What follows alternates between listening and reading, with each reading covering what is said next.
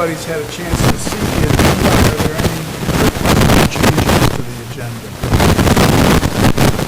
Hearing none, the agenda is approved as circulated.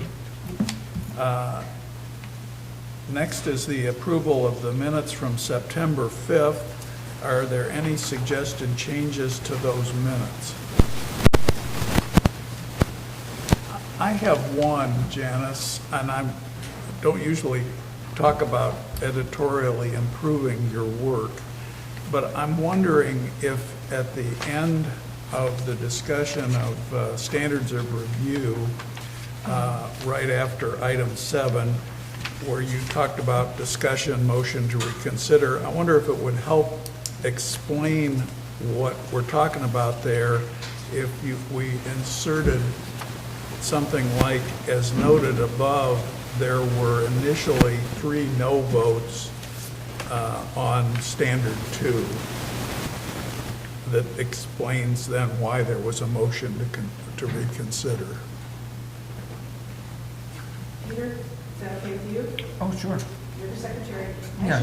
Actually, Peter put that in there when he reviewed the minutes I sent him. Okay, So we'll clarify what he said and just state. super.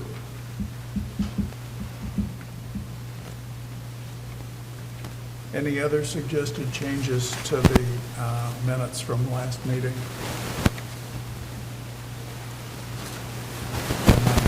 A motion is amended. Second. Moved by Peter, seconded by Beth. All those in favor? Aye. Opposed? Believe they're approved. Now we're on to public comment on non-agenda items. Are any of you folks here this evening to discuss something with us that's not on our agenda tonight? No, I didn't think so.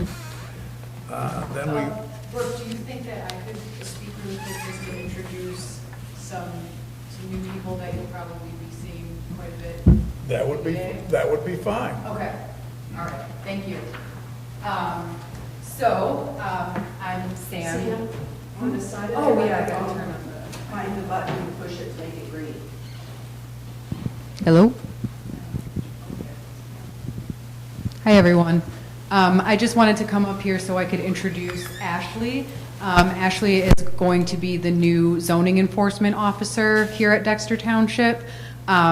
We also have Megan, who's going to be taking the place of MC, who, as we all know, took the place of David Rohr. So Ashley and Megan are going to be 2 people that you'll be working with a lot in the ZBA. So I'm going to pass over the microphone to Ashley, and she can tell you a little bit more about herself. Hi, so Sam introduced me, Ashley. We met a little bit as a team this morning, and it does sound like matters of the ZBA will fall under my purview, so you'll probably be seeing me the most. My background is in planning. I used to be a planning consultant for a large planning firm here in southeastern Michigan. Megan is from Carlisle Wortman. I don't know if you guys knew that the township had gone and hired a replacement.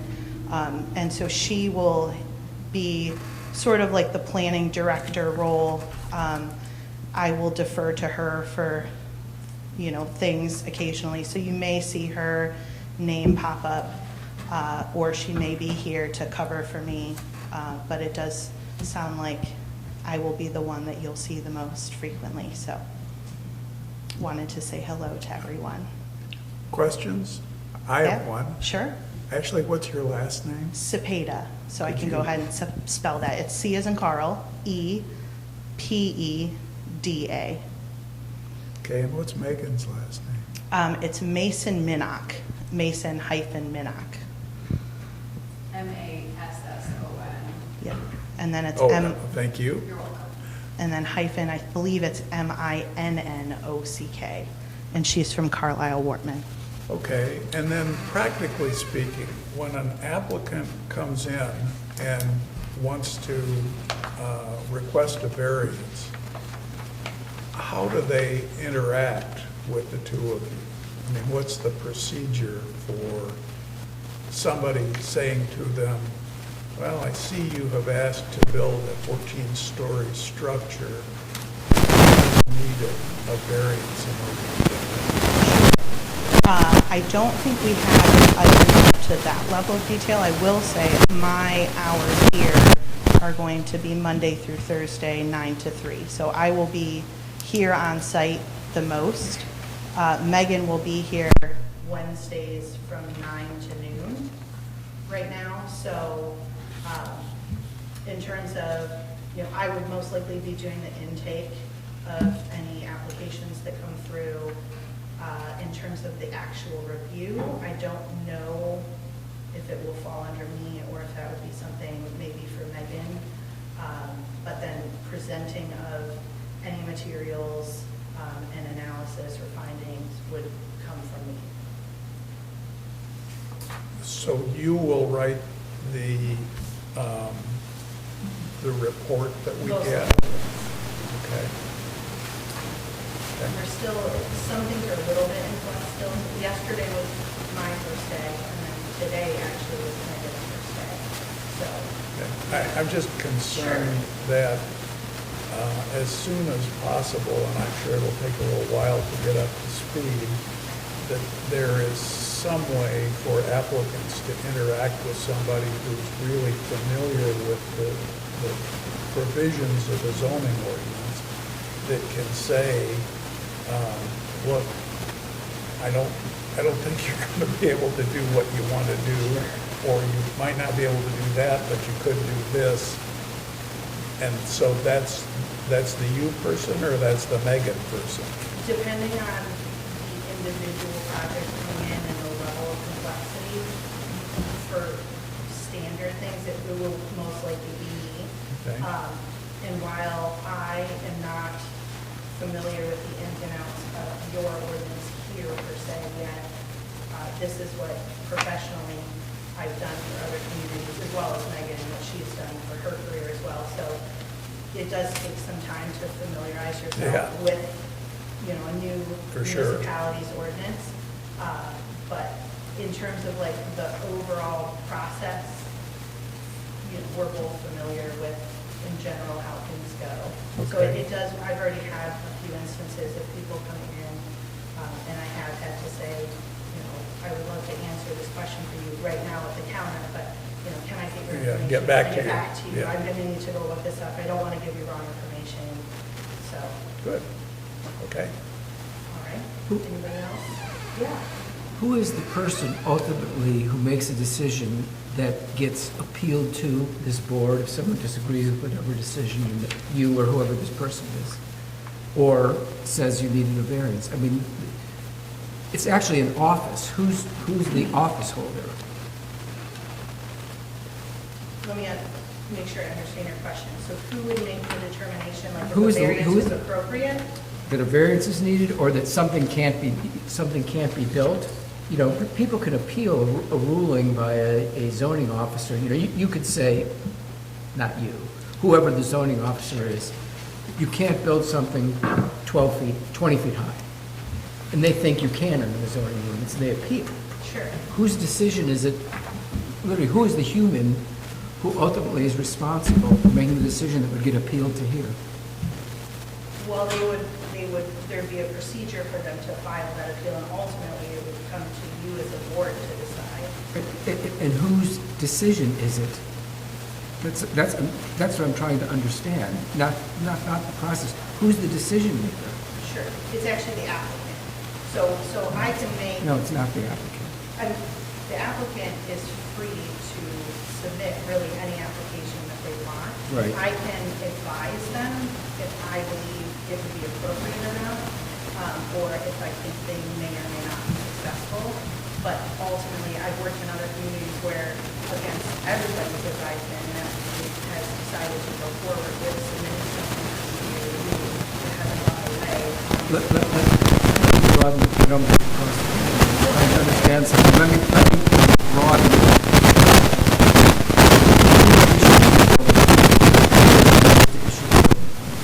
If I,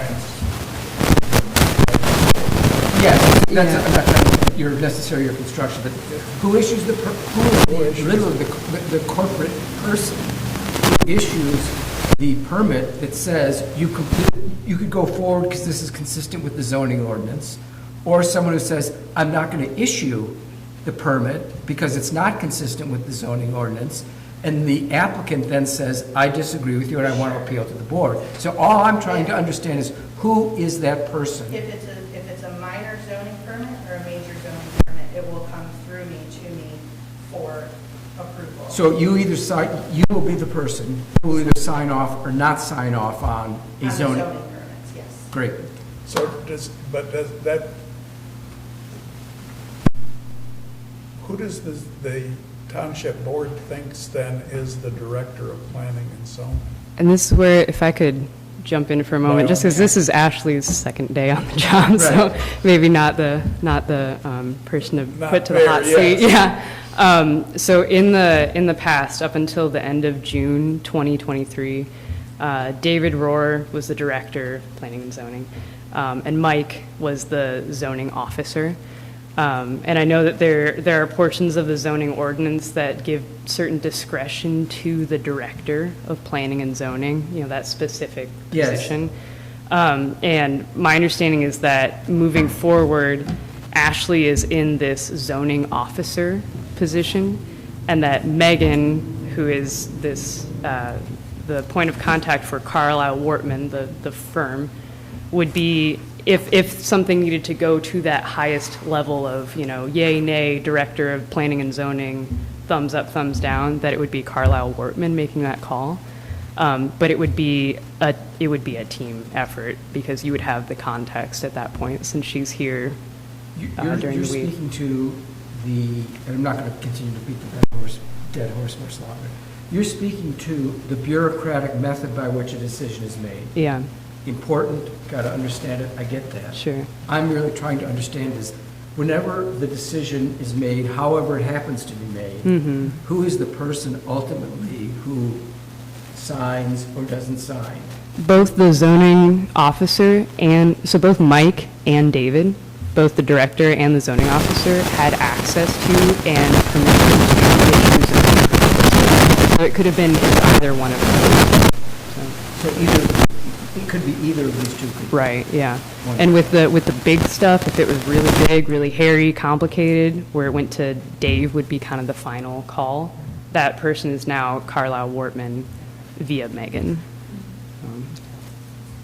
Thank you, and sorry to have grilled you so vigorously.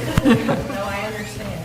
There's lots of change and transition, so. Okay, Don't think I was grilling you, I wasn't. I was just trying to make an understanding of a process. No, That's all. I absolutely understand it, and I agree with what MC said. So technically, both Megan and I will have access to issue permission, but just because of the logistics of the fact that we're not going to be here on site as many hours, it most likely will be me for most of the day-to-day standard things, and then collaboratively with Jennifer, with possibly her final approval for things that maybe want to go day-to-day. okay, thank you. Thank you. All right, well now,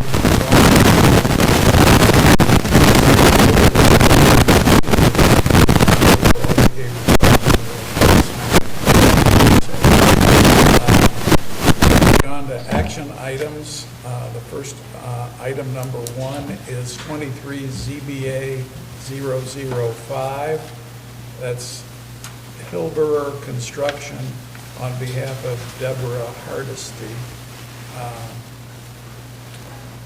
Starting out, do we have any conflict of interest or ex parte contact that needs to be discussed?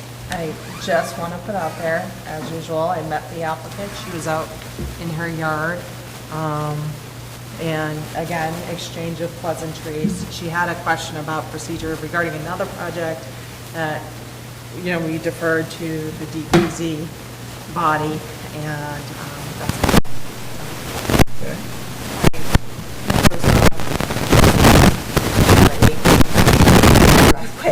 Customers' mail's backing out into the road. Okay. I don't think we have any.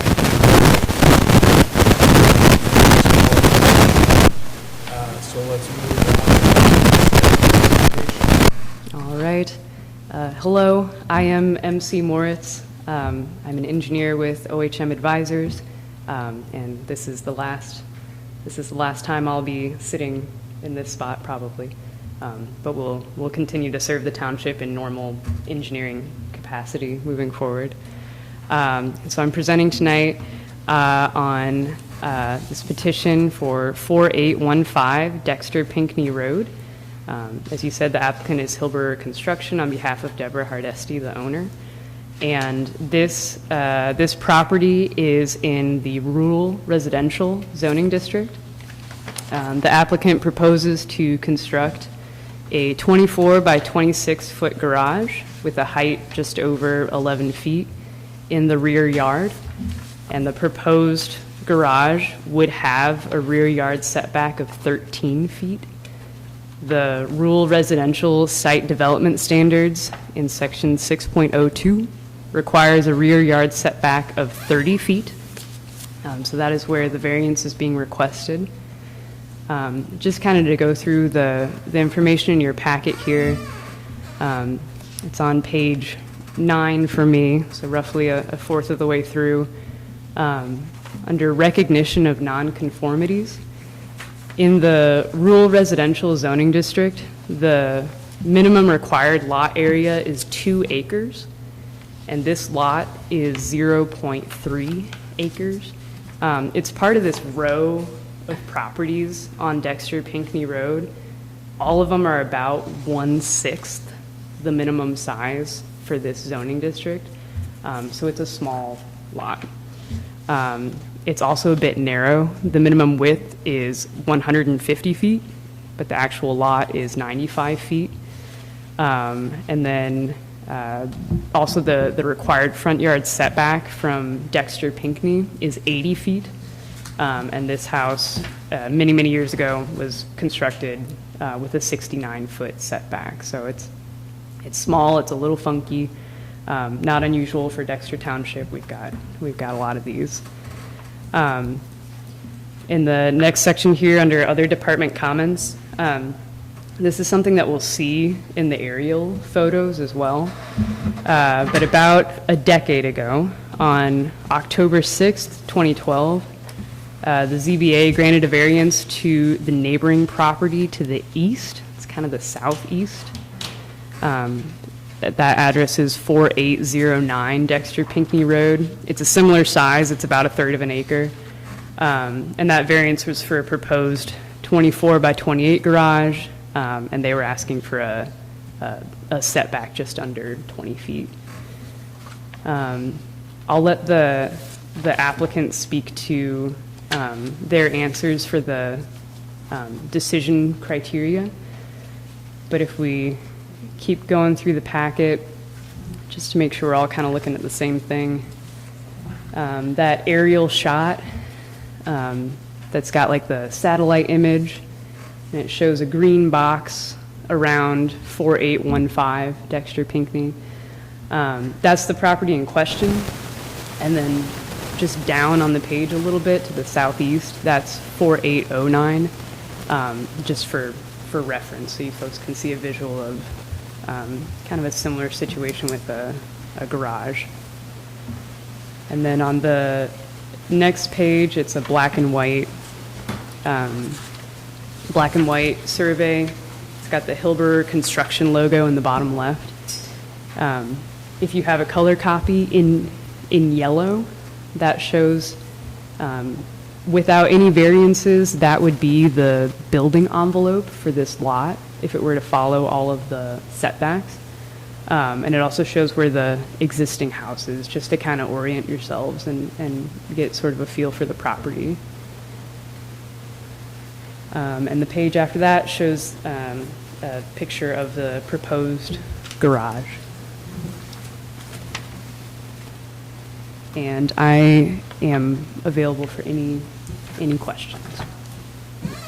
Questions for MC?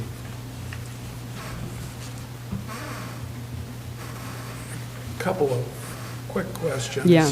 On the page that's the lifting from the GIS, Uh-huh. 4797, further down and to the right on that. Is their back lot line the same?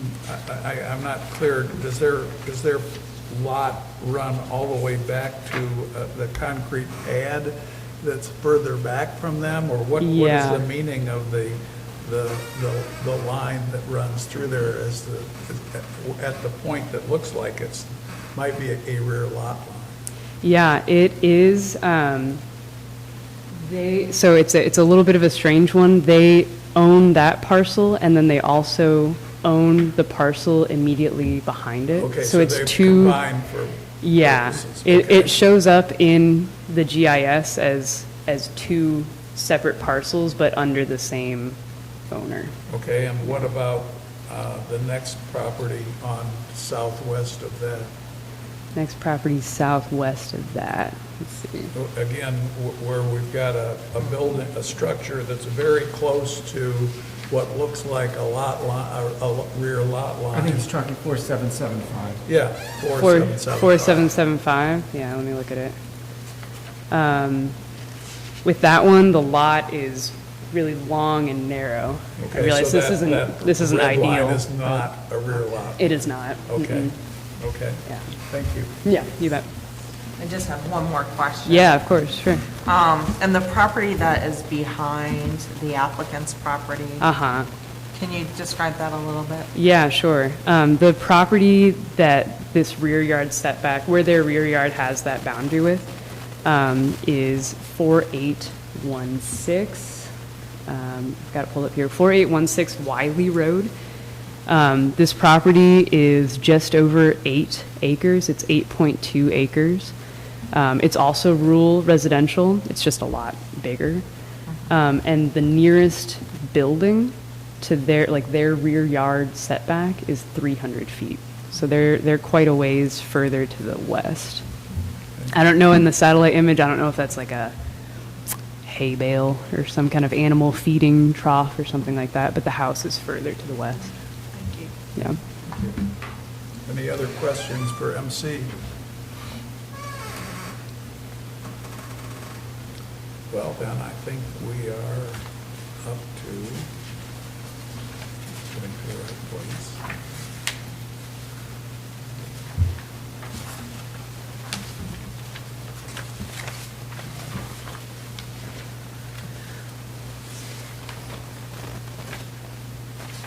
I know where I am. Just lost. We're ready for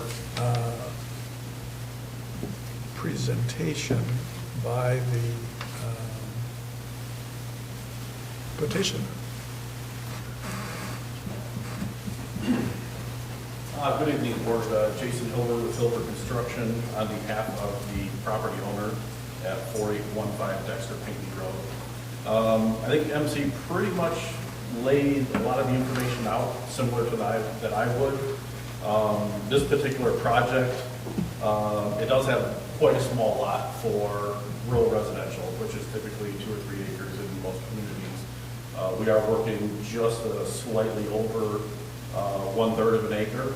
I think on the site plan that we provided, it does show the dotted line that goes halfway through the existing residential house structure. It shows the building envelope for that property being quite small, limiting for that property.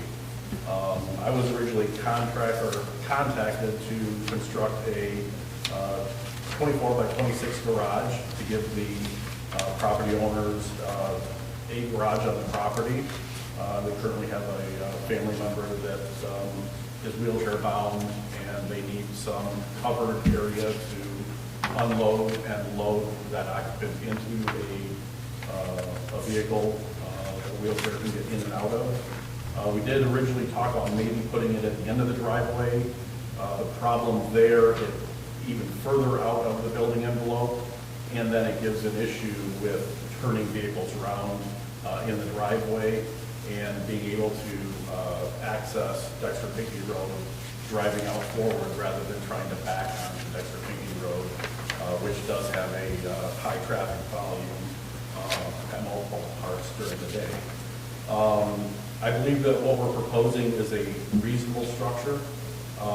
It's not overkill for the neighborhood. If you look at the aerial photos that we submitted with our application, it's very similar to what the neighboring residents have done on similar sized properties.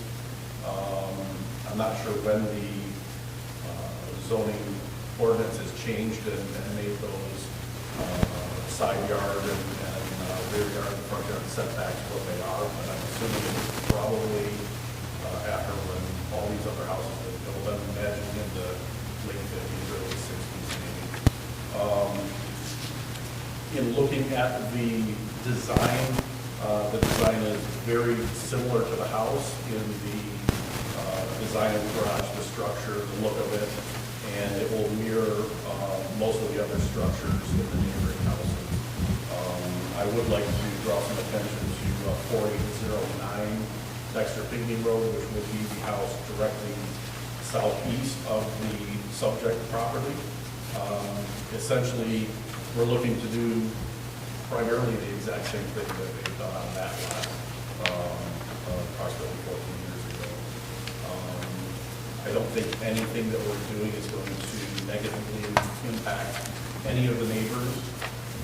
If anything, it would potentially raise value to this structure and be more similar to the neighboring structures, both to the north and the south of this property. I'm available for questions. Questions of the applicant? I got a question. Why not just build the garage to be 19 feet wide and you wouldn't need a variance at all? So we looked at that, and to be able to put two vehicles, they currently have two vehicles. 24 feet is pretty much a standard garage. And then to be able to access into a wheelchair van, we felt that anything less than 24 would be negatively impactful on the use for that structure, the intended use.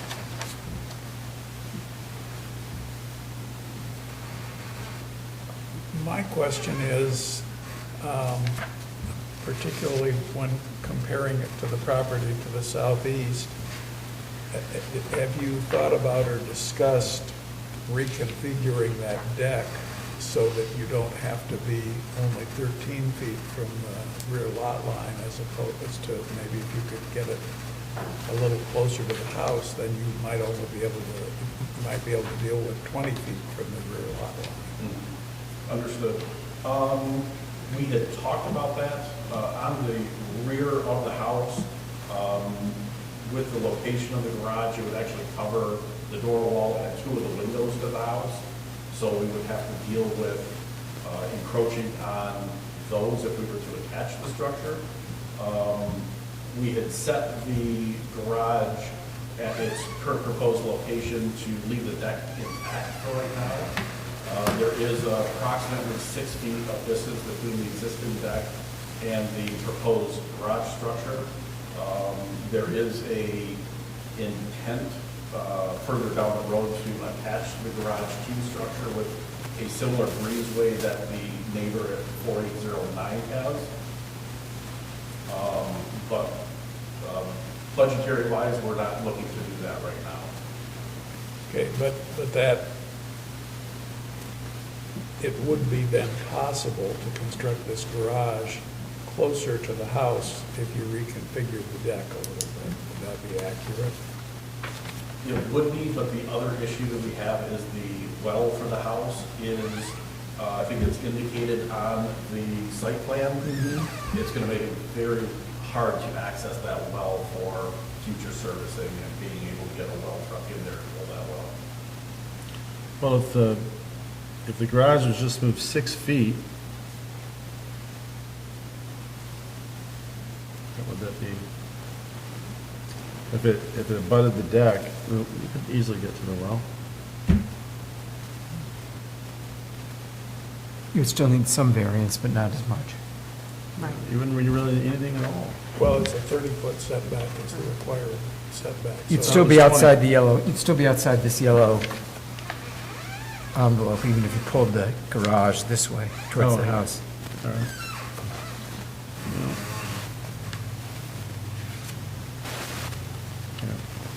That is correct. Other than, the only option would be to attach the garage to the structure to make it fit within that building envelope. To be 100% in the building envelope, yes.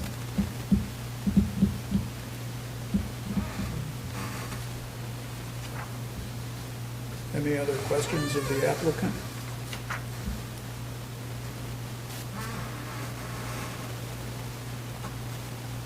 I think we're all set. Thank you. Just one last thing I'd like to add. We did look at any other options, and we felt like the best option was following suit with all of the adjacent neighbors and what they have done with their garages on these similar homes. Okay. Thank you.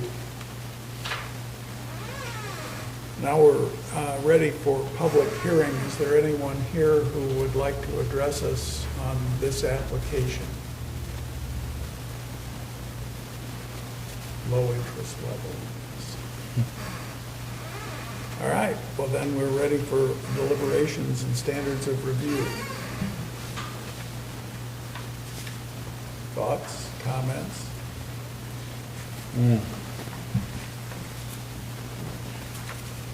My thought is, and my mind couldn't change, but that it doesn't meet practical difficulty standard or the reasonable amount necessary. I feel the same. I feel that the practical difficulty is there. I can deal with that. I'm not sure that the location is the reasonable amount necessary. I mean, I think that having a two-car garage makes some sense. I think that we should try to think of a way to make that happen. But I'm not sure that it has to be 13 feet from the rear lot line. It could be 20 feet from the rear lot line, be exactly the same as the neighbor's variance that was granted 14 years ago, and then reconfigure the deck or something in a way that accommodates that. But I'm not a contractor.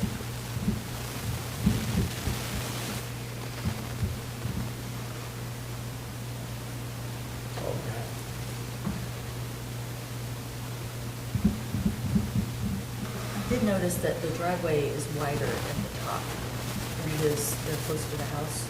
Yep. And having had the pleasure of trying to turn around in that driveway, a little bit more.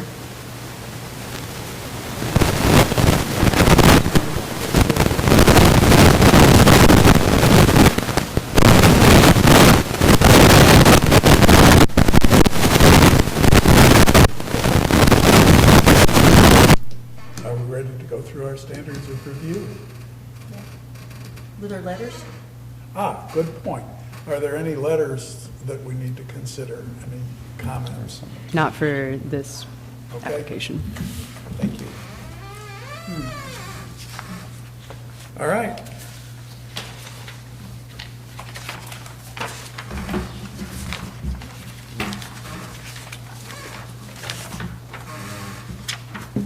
The first criteria is practical difficulty, 2906C1. The strict application of the terms of this ordinance would constitute a practical difficulty. Kathy? I think yes. Beth? Yes, the size of the lot is particularly small as compared to the other lots in the rural residential district. Okay. Don? No. Okay. Peter? Yes.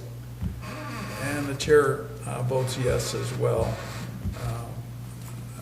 We've kind of decided that if there's any possible way for people to get a two-car garage on their lots, we'd like to, not having it as a practical difficulty. 2, physical condition. Does the requested variance meet this standard? The practical difficulty is due to some physical condition peculiar to the property involved. Kathy? Yes. Beth? Yes. Don? Since you don't think there is one. No. Peter? Yes. Chair votes yes as well. What we have here is a lot that is smaller than contemplated in this zoning district. And so I think this practical difficulty is related to the lot itself, the size. So I'm voting yes. 3, self-created, 29.06C3. The practical difficulty is not self-created. Kathy? Yes. Beth? Yes. Don? Yes. Peter? Yes. Chair votes yes as well. Reasonable amount necessary, 2906C4. The variance is a reasonable amount necessary to mitigate the practical difficulty. And to remind us, it's a 13-foot rear yard setback instead of a 30-foot rear yard setback. Kathy? Yes. Beth? I'm just going to interject, I apologize, reasonable minimum amount necessary, I think I is. keep suggesting that ought to be in here. And I thought that we got new standards. It's the planning commission has to stamp, gavel, gavel, finalize it. Well, but the ZBA adopted that standard as a standard to be used while we were waiting for changes to the zoning ordinance. My Don't know about that. my understanding is that the Okay. planning commission has to do the final blessing. Well, they do have to change, yes, I agree with that. Well, the reason why I bring this up is because it does say in the ordinance, reasonable amount is the variance is the minimum reasonable amount necessary to mitigate the practical difficulty. And that was with our amendment, the initial language was, the variance is the minimum amount necessary to mitigate the practical difficulty. If I was to go with the variance is the minimum amount necessary to negate the practical difficulty, or mitigate the practical difficulty, I would have to say no. But if I go minimum reasonable amount, I might come up with a different answer. And that's why I This is a continue to problem. believe that the ZBA has made a decision about how to apply this standard while we still have a conflict in the language. right. Don't you agree, Peter? Yes. And so I think that every time we're presented with the statement that the variance is a reasonable amount necessary, which is not the language of our ordinance, that just is very confusing. Right, because clearly the ordinance language controls over whatever this purports to be. I don't even know what you would call this, because is this just a descriptive, is it just a descriptive, what I'm trying to say is, Right. clearly this is not a law, Right. right? So it's just our guidelines, we are free to interpret our own guidelines. These language in here is not mandated by the law. Well, what the ordinance says is that we can't grant the variance unless we find that it meets all of these standards. Correct. And the standards are theoretically the ones set forth in the ordinance, except this isn't what our ordinance says. Right. So that being said, do you want to recast the question for Kathy in the way that we are currently interpreting We're that interpreting it, I would say Okay. the variance is the reasonable minimum amount necessary to mitigate the practical difficulty.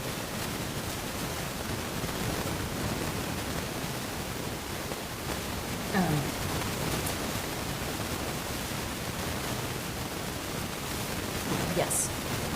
Yeah. Yes. Don? No. Peter? No. And the chair votes no as well. I don't think it's the reasonable minimum necessary. The garage can be built closer to the house. 5, public health, safety, and welfare. Approval of the variance will not be injurious to the public health, safety, and welfare. Kathy? Yes. Beth? Yes, there's been no evidence presented that it would be injurious, so. Don? Yes. Peter? Yes. Chair votes yes as well. 6 adjacent properties, 29.606C6. Approval of the variance will not affect the use of the adjacent properties or the area in a substantially adverse manner. Kathy? Yes. Beth? Yes. Don? No, there's a piece of property right there that nobody's spoken for, right behind it. Peter? Yes. Chair votes yes as well. I don't think this additional 7 or 13 feet is going to have a negative impact on that property, but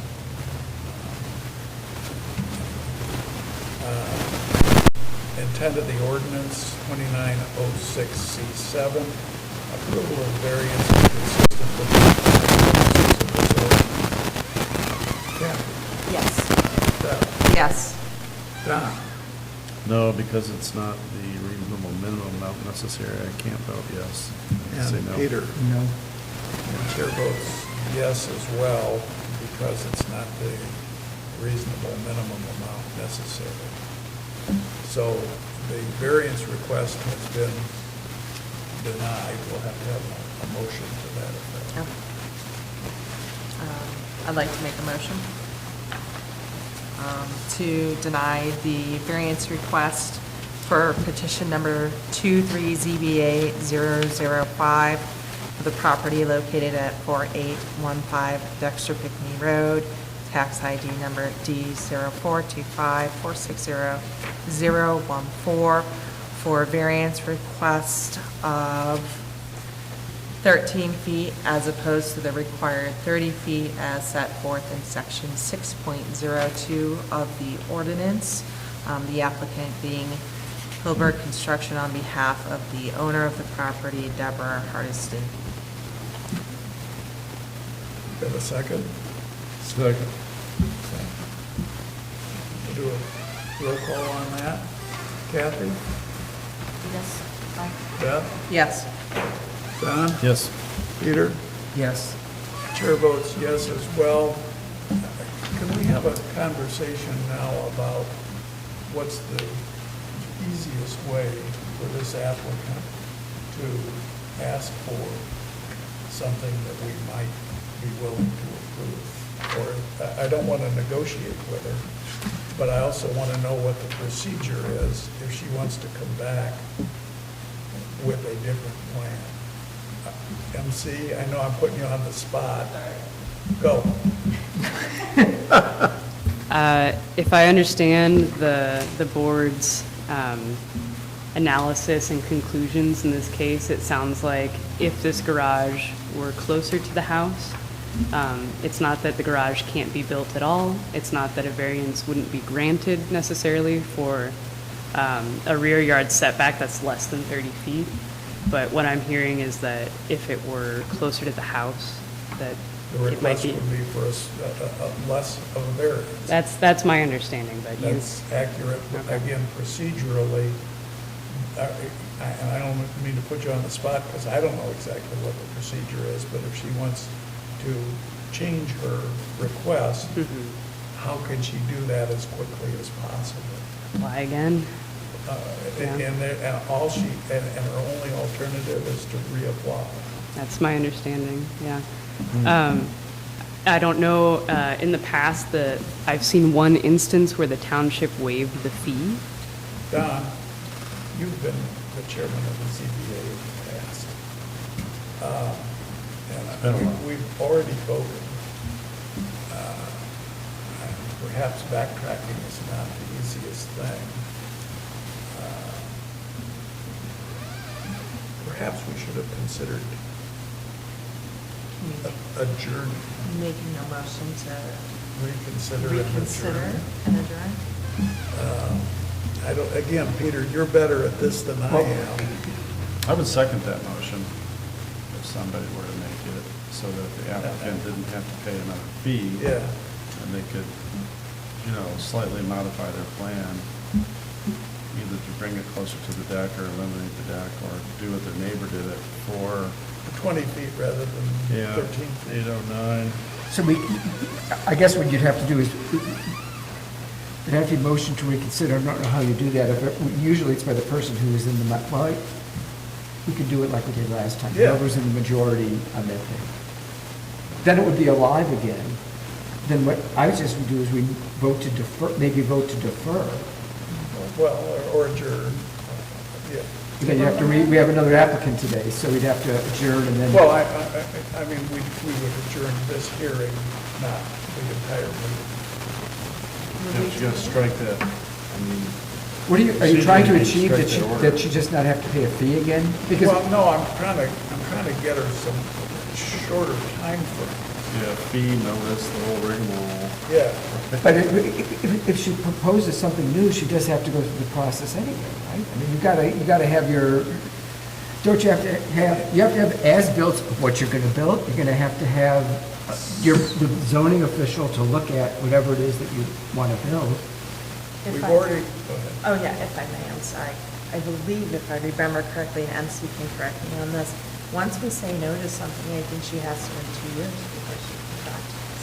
So what I would really like to do, I might be wrong on that, and I apologize if I am, but there's something in my brain telling me that.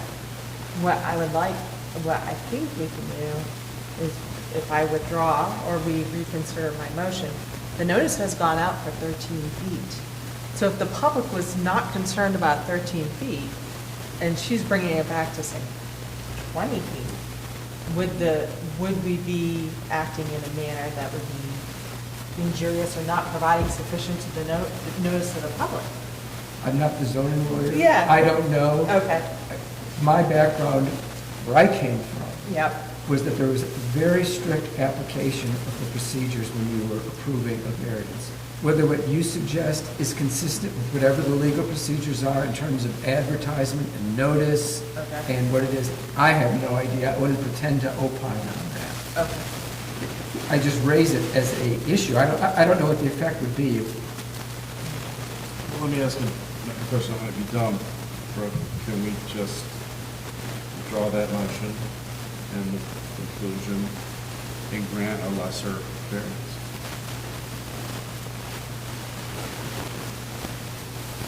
Well, maybe MC will.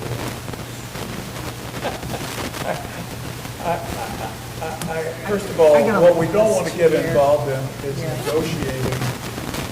But we're not negotiating, we're not going to participate. Okay. Sorry, I'm looking for the 2-year provision. I Well, apologize. She'd come back with a different application anyway, so I'd have to see how it was worded. It would depend on, It won't be for the same request. Yeah, that's- What we turned down was 13 feet, so I think it can It'll be be okay. for a different request. Yeah. I think everybody on this board agrees is entitled to vote for it. Yeah. It's going to benefit her, it's consistent with the zoning ordinance. Right, It's just too much. agreed, so that the question becomes, get from here to there. We have information. For reapplication, it says that under section 3112 for reapplication, an application that has been denied shall not be resubmitted for reconsideration for a period of 1 year unless one of the following is true. And one of those things that could be true is changes to the application. So if they have substantial changes to the application that address the reasons for denial, then they can apply immediately. Okay, but again, that would be a reapply, I've seen the township waive a fee well, I've seen that once, too. so I don't But know. I'm not sure that, I don't know whether they do that on a regular basis. Yeah, something like that would be up to Karen's Yeah. discretion. The And other- then,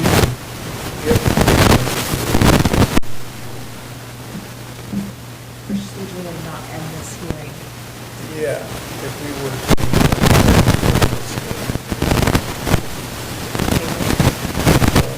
Or,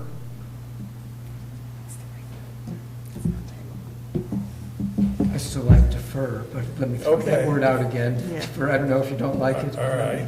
Throw that out for consideration.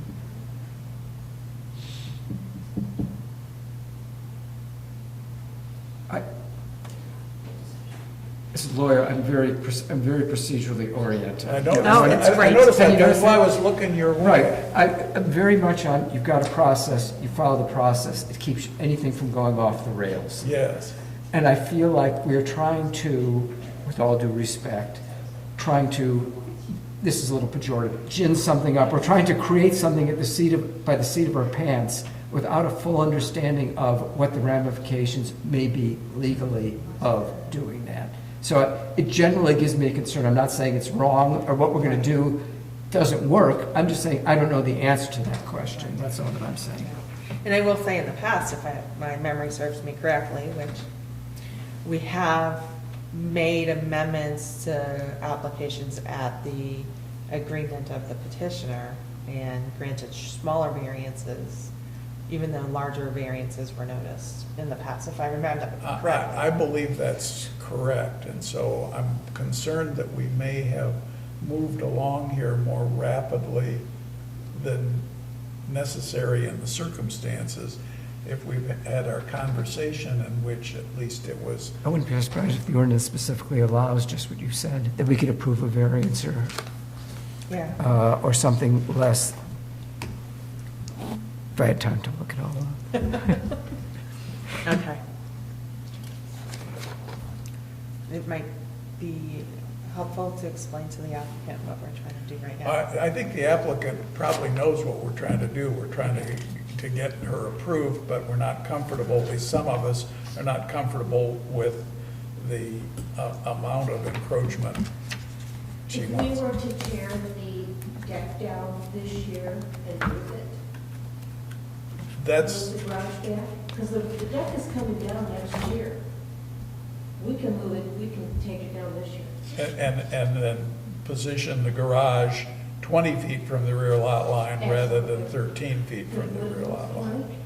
Would you do plank? So if we were to do that, it would be the edge of that question. Just rip the deck. Now, we are allowed to place conditions and safeguards on variance approvals. So I'm wondering if we could just approve, we could just approve now a lesser amount. Right. I think so too. We've done it in the past. I think so too, but I think maybe what we need to do is do a reset. They have to tell us what they could. She just told us that she could live with a 20-foot setback instead of the 30-foot setback, which would match up. Am I misstating anything?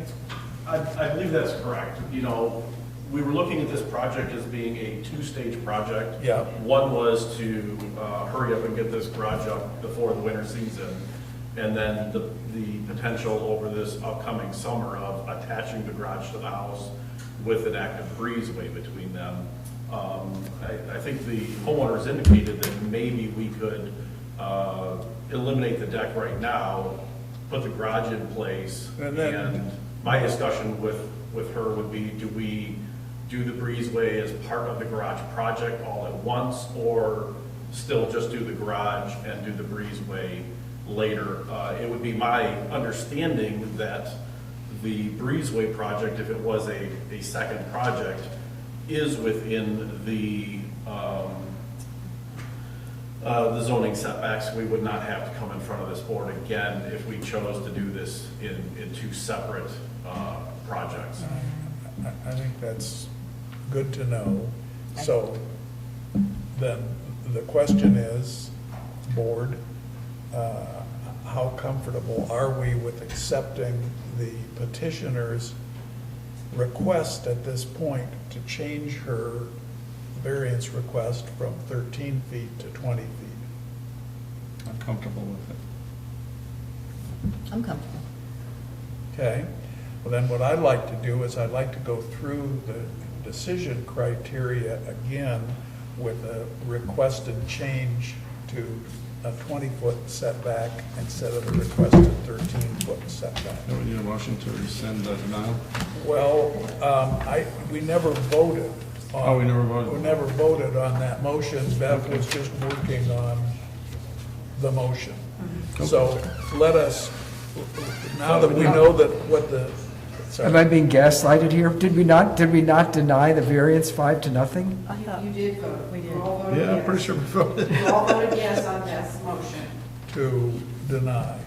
All right, then yes, I guess we do have to rescind All that. right, I move to rescind that motion and vote and put the application back on the table for reconsideration. Second, any other discussion? Who seconded? That the application has to be for a 20-foot. Well, the application will be for reconsideration, and then we'll reconsider it, Reconsider. All right.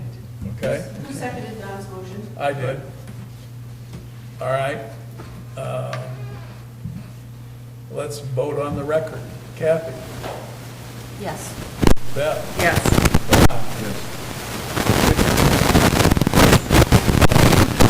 Chair votes yes. All right. We're going to go through our criteria again. The applicant told us from the floor that she would accept, be able to work with a 20-foot setback from the rear lot line. So that's going to be our decision criteria. Do Is we need a to, motion for that, Brooke? by all means. I'm just wondering out loud. Okay, You know. Are they changing their application, or are we only approving the current application to 20 feet? that's what I was planning to do, was, I mean, she told me she could live with 20 feet, and we Okay. could approve it. for- So you were planning on, just so I understand, I'm not disagreeing with it, I just want to understand it, that we are approving this application that we have before us, but at 20 feet, At 20 instead feet. of 13.6 or whatever, 13, 13. yeah. We're going to approve it at 20. Well, we're going to. talk Right, about but that's the it. plan. In other words, Talk we're about it. we're not creating a new application, Right. she's not reapplying, we're Right, taking this application. We're going to take this and Great. decide what to do with it. So, Well, I don't mean over lawyer it, but I think we need a motion. All So right. I move, based upon the applicant's representations, that they could build this structure within a 20-foot setback. I move to amend the application to a 20-foot setback as opposed to a, what was it, 13.4 or something? what I'd like to suggest is that your motion be that we consider a 20-foot setback We consider a 20-foot setback. rather than. Very good. So, Okay. so amended. Okay? All right. Do I have a second? Second. Okay, it's seconded. I'm seconding. All right? And again, we'll do this on the record. Kathy? Yes. Beth? Yes. Don? Yes. Peter? Yes.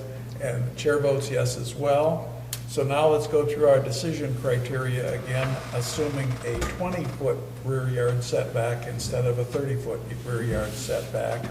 1, practical difficulty, 2906C1.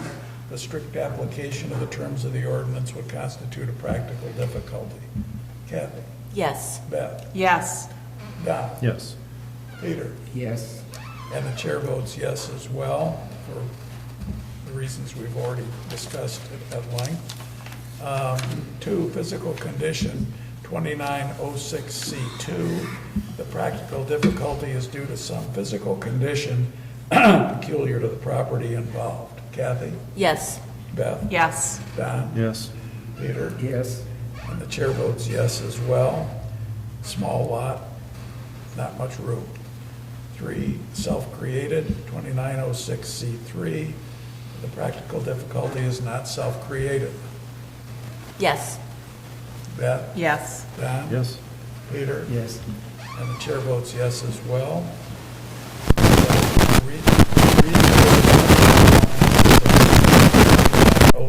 06C4, the variance is the reasonable minimum amount necessary to mitigate the practical difficulty. Kathy? Yes. Beth? Yes. Don? Yes, it is now. Peter? Yes. And the chair votes yes as well. 5, public health, safety, and welfare. Approval of the variance will not be injurious to the public health, safety, and welfare. Kathy? Yes. Beth? Yes. Don? Yes. Peter? Yes. And the chair votes yes. 6, adjacent properties, 2906C6. Approval of variance will not affect the use of the adjacent properties or the area in a substantially adverse manner. Kathy? Yes. Beth? Yes. Don? Yes. Peter? Yes. And the chair votes yes on that one. 7, attend to the ordinance. 2906C7, approval of the variance is consistent with the intent and purpose of the ordinance. Kathy? Yes. Beth? Yes. Don? Yes. Peter? Yes. And the chair votes yes as well. All right, now we're lined up for a motion. Can I make a motion? I'd like to make a motion to approve the variance for petition 23 ZBA 005 for the property located at 4815 Dexter Pinckney Road, tax ID number D0425460014 for a requested rear yard setback of 20 feet as opposed to the 30-foot required by Section 6.02 of the zoning ordinance to application Hilbert Construction on behalf of the current owner, Deborah Hardesty. Recognizing the nonconformities that have been set forth in our packet. Second. Okay. Let's vote on it. Kathy? Yes. Beth? Yes. Don? Yes. Peter? Yes. Chair votes yes. Congratulations, you have your amended variance. You've got a year to be sure to move forward on this. If you don't start it in a year, you'll lose it. So go, go, go. There's gonna be snow before a year. You're gonna before the snow. Okay. If you apply for an extension, you can do that twice, and they're 6-month extensions. Just let the office know before the date expires. You know, I don't like to tell them those things, you know, because then people think, well, we can put it off. So we'll make adjustments to our zoning application and be in touch with the zoning department here shortly. Perfect. Thank you. Thank you.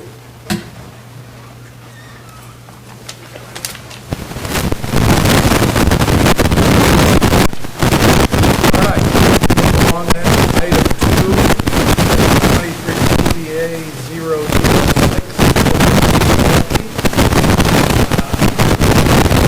Any conflicts or contact?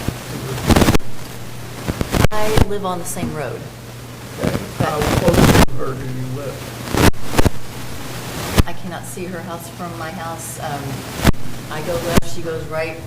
I've never Probably met your them. property is not adjacent to hers. It is that not accurate? adjacent. Okay. Not near. Beth, anything to report? Peter? And I have nothing to report either. I think we can move along with the conflicts and ex parte contact. We're ready for staff presentation on this matter. All right, so I think MC and I are going to jointly present this. I'm a little Okay. bit familiar. I spoke with the applicant yesterday about some of the things here. So you're looking at petition number 23-CBA-006. As you mentioned, it's for applicant Linda Huelke. Their project that they are applying the variance towards is to construct a 20-foot by 21.5-foot two-car garage addition, and they are looking for a variance of a reduced front yard setback. So the current required setback is 20 feet, and they're looking for proposed 14.6 feet. The project narrative about what is going on, the garage is going to be sitting on the southern side of the parcel. There's an existing single-family home with a deck that was constructed in 1955. The two-car garage will be attached. There is some things within the narrative.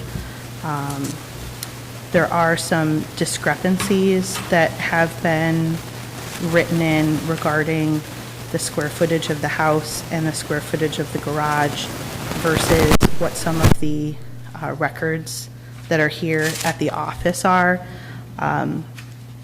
We have reviewed those as well as Megan, the planning consultant, and they're not material to the variance that's being requested.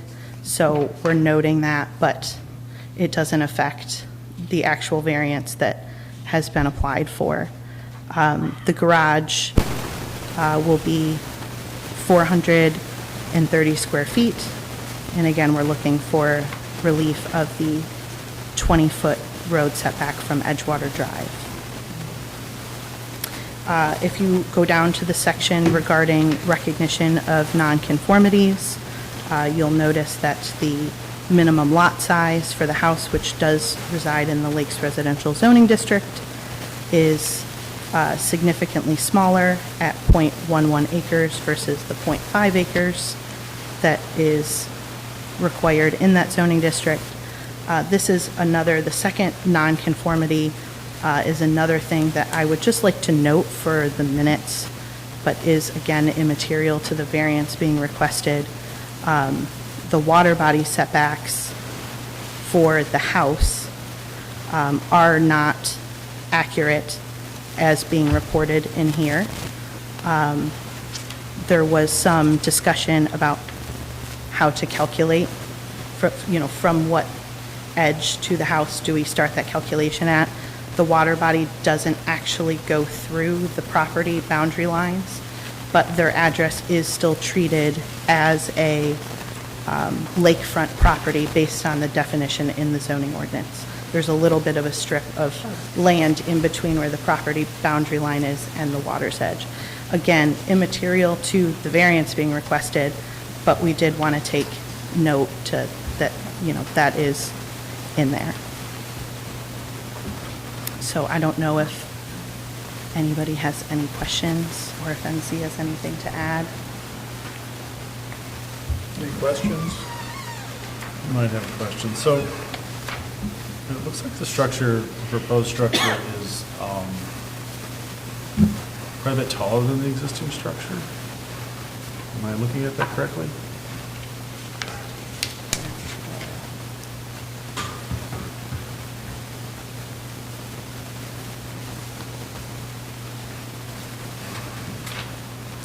It is taller than the current. I was under the impression that the height had some bearing on the setback.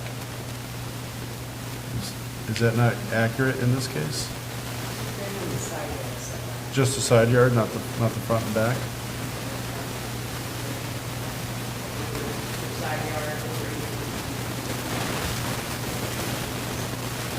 Don, the other thing you may be thinking of is that if somebody's got a pre-existing structure that already encroaches into the permitted side yard, our ordinance does not allow them to go up any further than their initial encroachment without getting an approval.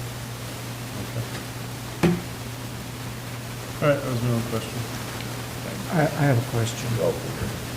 And I don't know if it should be directed to you or when the applicant speaks, but I'm a little confused. I'm sure there's a very simple explanation.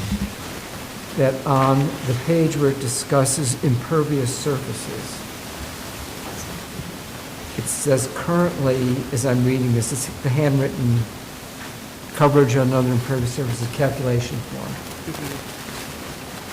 Currently, it's at 66%. And then you're building this large garage, and somehow the proposed impervious drops to 25%? I'm confused as how that can be. Yeah. So we've got, let's see. Proposed garage, existing shed. Yeah, and it's from me looking at this right now, in the proposed column, the only addition is going to be 430 square feet, so I think that is yeah, go for it. Oh, I was gonna say, I think, Peter, it says 17.66%. Yeah. No, that's lot coverage. Drop to the box down below that. where it says the current is 66% for impervious. It's 17.66. You're right there. The time's 17 there. Here? Yeah. Here? Yeah. This is 17? I mean, It's, I'm the just only way eyeballing it. I'm not I can sure. see it is because I'm way zoomed in on the PDF. It looks as though it's number 17, dot, and then 66 appears far away from the period.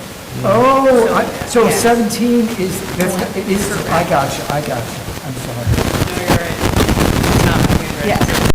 It's in neither of our, so that It's going from 17.6. correct. Any other questions?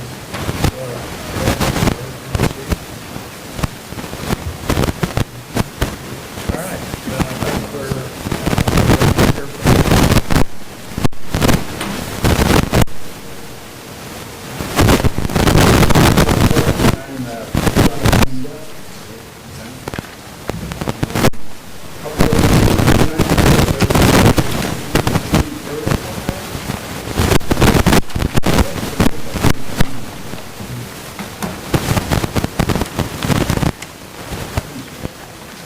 that'll be for energized.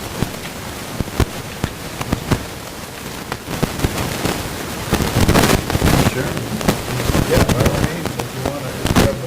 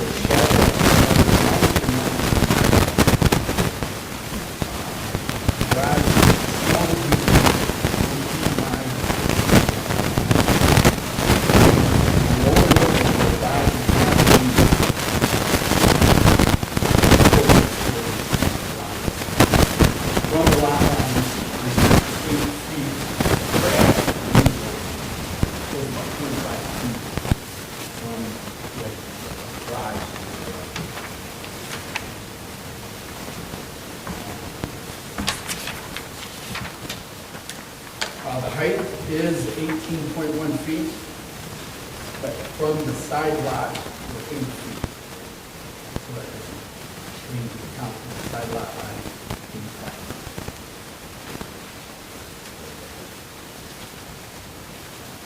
Also on the summation on the nonconformities that she had mentioned, we're actually 53.6 feet from the water. The small lot is owned by the DNR, between ours and the water. Not sure how that counts. We're in. Any questions? Questions for the applicant?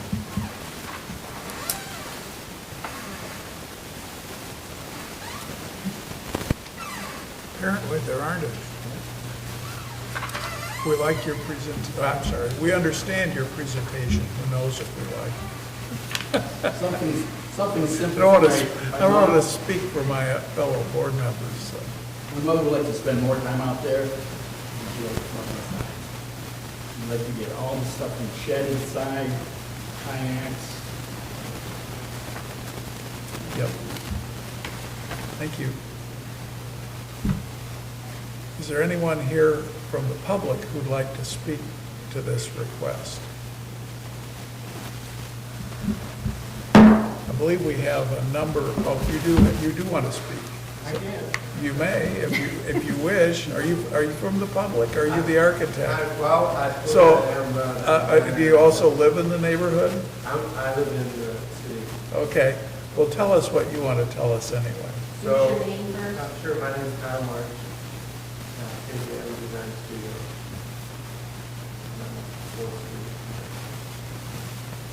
So, right mark.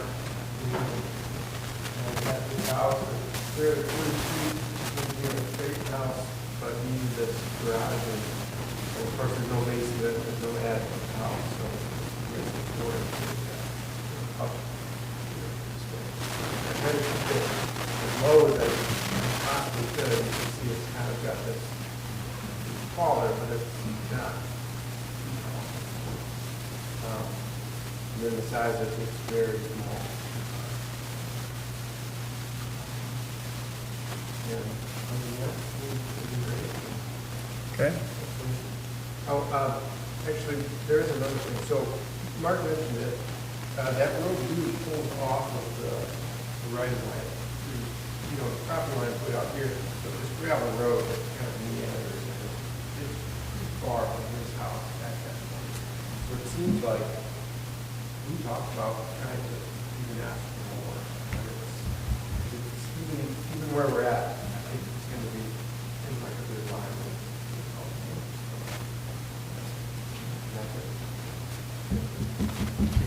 You got a question I for have him? a question for him, if he's willing to Wait, you got a answer question? questions, since you designed this. My understanding is this is a relatively nearly a box, so there would be no way to turn the orientation of the garage to, We played with some different roof shapes, Yeah. looked at it at one point. And I think if you try to turn the roof the other way, now we've got a lot of water channeling back towards this old this roof house. And so I kind of want to avoid that situation. And the other nice thing is that I think it gives it, from the lakeside, just kind of peeking back into the house a little more. okay. Okay, very good. And as to the size of the garage, I believe it was 20 by 21. Tell us a little bit more about that in terms of, size of the vehicles, how are they going to be able to access? I'm assuming there's a loft in this garage or a second floor. Give us a little bit of reasoning as to this dimension and size of the So, garage. sure, I mean, as you can see, it's really, it's just a single door. It's like a 2-car-ish size, but that's a lot of storage. It just needs to fit this one car really. But it, we kind of like measured it and said, okay, if you're gonna be able to do around the front and around the back, you kind of need that. Yeah. That's how we kind of got to that. Thank you. Any other questions? Thanks. All right. So the gentleman in the back there, you're just visiting, right? You don't want to come and talk to us? Okay. All right. Well, then, we are, I believe, What if I got a yes. alibi situation? I represent people at 13,800 Edgewater, 13,794, 13,784, 1376, 13,752, 1370, 13,724 in litigation against the DNR about that outlot. So, I may have And a what is their position on this request? on this request, no. I just want you to know that I represent a lot of people on that road Okay. in litigation against DNR about that The outlot. lot that's next door to them, correct? Yeah, That's their access lot. yeah. Okay. I've heard about this. But that would not in any way affect. No, but I just wanted to Okay. Yeah, fair make enough. sure that the board was aware of that. Okay, you just wanted us all to know that you got a lot of business and you're working on it. No, if you thought it was a conflict, I want you to No, know. I don't see one. Okay, Thank you. all right. Then I think we can move on to the public comment. We've got a couple of different letters in our packet, all of which are positive. I'm not going to read those, but they're available in the packet if anybody wants to take a look at them. We're ready for deliberations. Board, what do you think?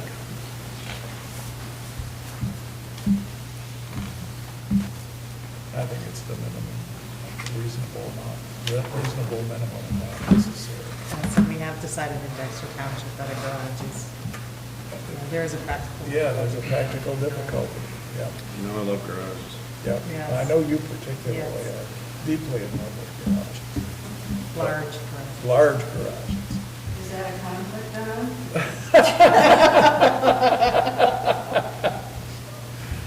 All right, I guess I have a conflict because I have a garage in Lee. I don't have one yet, but I'm getting there. okay. So, any other things? What? Peter? I just want to say, I think one thing we don't, overall, I don't know how I'm going to vote on this, I don't think we pay enough attention to the increase in impervious area of construction around the lakes. You know, we all want to preserve the water quality and all that, and impervious cover is very important to that. And I think it's a factor we need to take into consideration. More, not necessarily that it's a driving force, but I'd like to see us on these lake ones think about that sometimes. I And absolutely agree with you. I think that's worth considering. I guess what I had always understood, and a lot of this stuff kind of just flies over my head, but I had understood that there were limitations on impervious coverage, and that if somebody was proposing something that was going to have a higher percentage of impervious than X, and I don't know what X is, then there was a built-in requirement that they had to take steps to mitigate that higher level of imperviousness. And since our ordinances kind of address that issue in a couple of different ways, I'm not sure that it's incumbent on us to say, well, you were at 17.66, you're going to 25. No, I can't go along with that if our ordinances allow a 25% impervious coverage. I thought about it. Just to give some context too, in the ordinance for Lakes Residential, I think the maximum impervious allowed is 45%. Right. But anything that's over 20% requires a stormwater review to make sure that all the runoff is on that property. So this one being at 25% would be subject to that review to make sure that when the storm comes, it's all on the property. You're not flooding your neighbor's basement and that kind of thing, and the water quality. All right. Any other thoughts, proposals that we vote on the criteria? All right. This request is for a 14.6-foot front yard setback rather than the 20-foot required. One, practical difficulty 2906C1, the strict application of terms of this ordinance.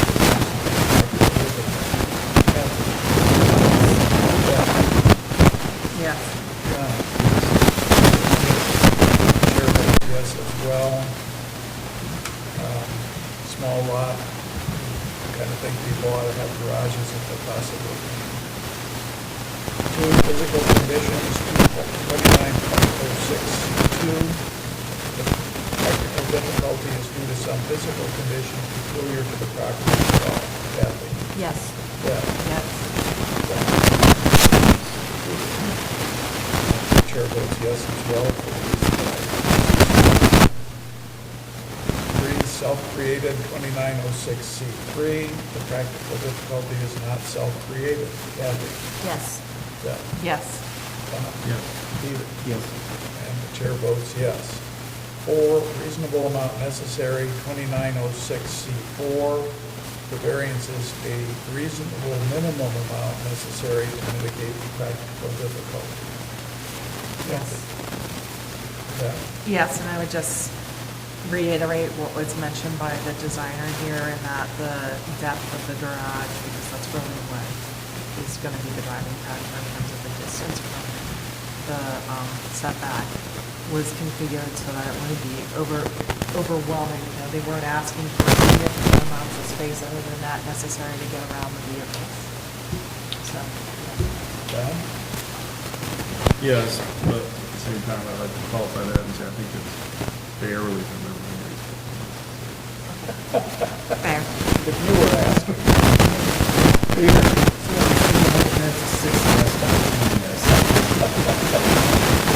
So I think it was 120. So Peter, and the chair votes yes as well.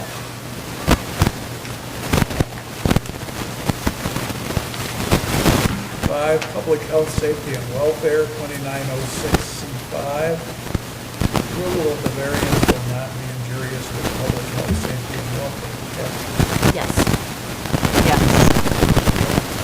Yes, but I'd also like to qualify this one because I might have voted differently if the lot line and lot line wasn't possible.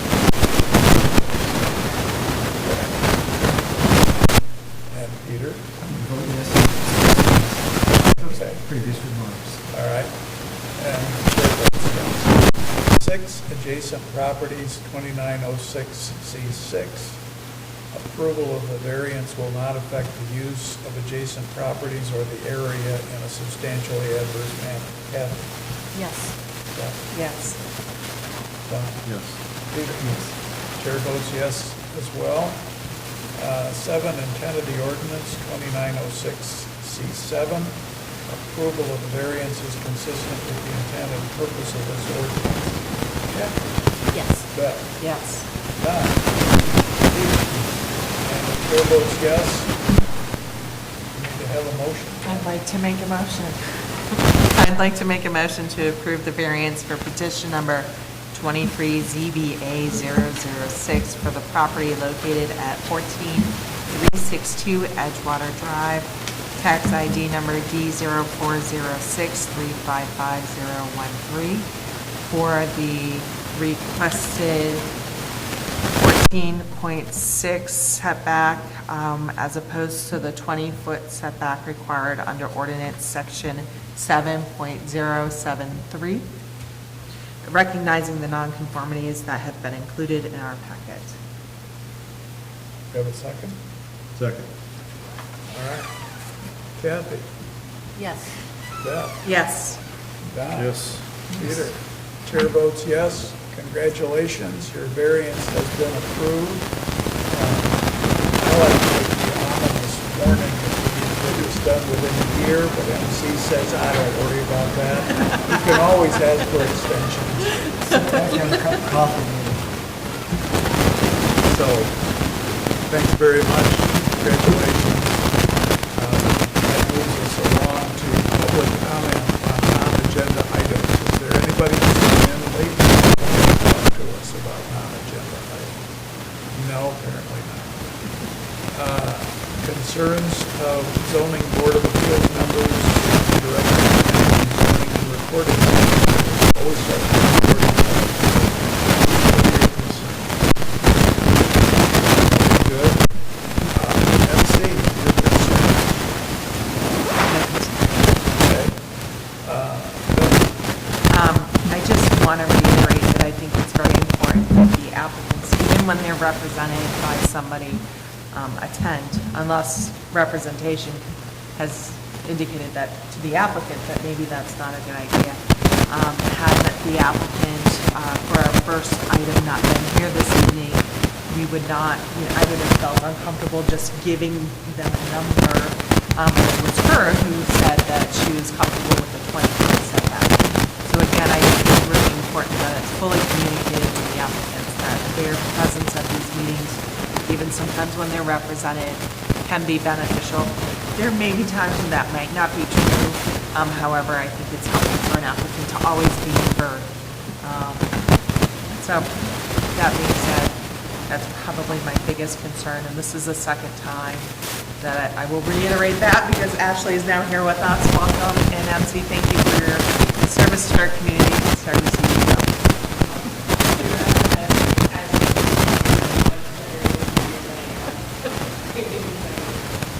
the other thing I want to mention before we leave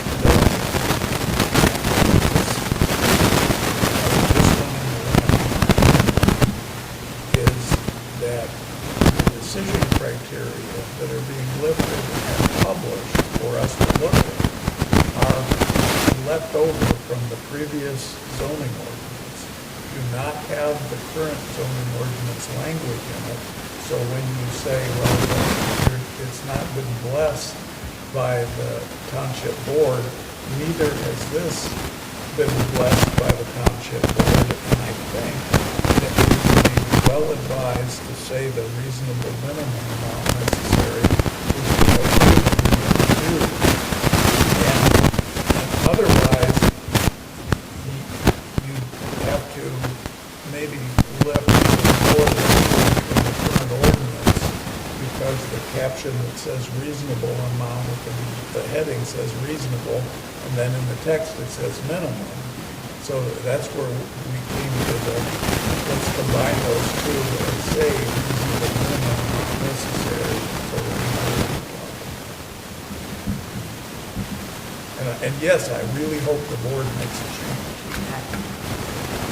That is, I will just say, something that is a high priority item for Megan, coming in with Carlisle. There's a number of ordinance things things that need to be and fixed, clerical aren't things there? that need to be fixed. There's a list that Yeah. MC and Adriana had compiled over the last couple of months. So I did make a note of this specific section here.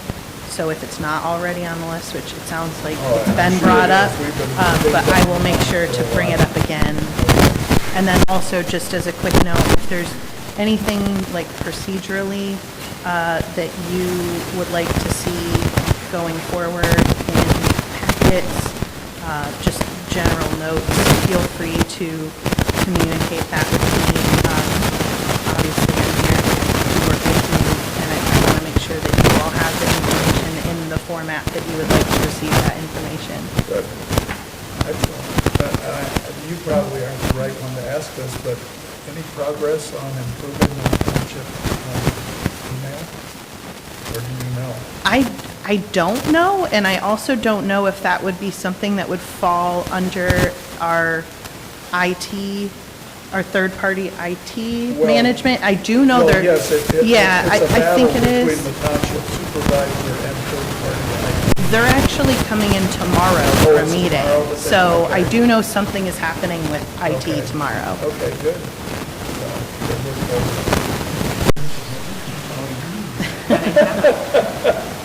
Okay.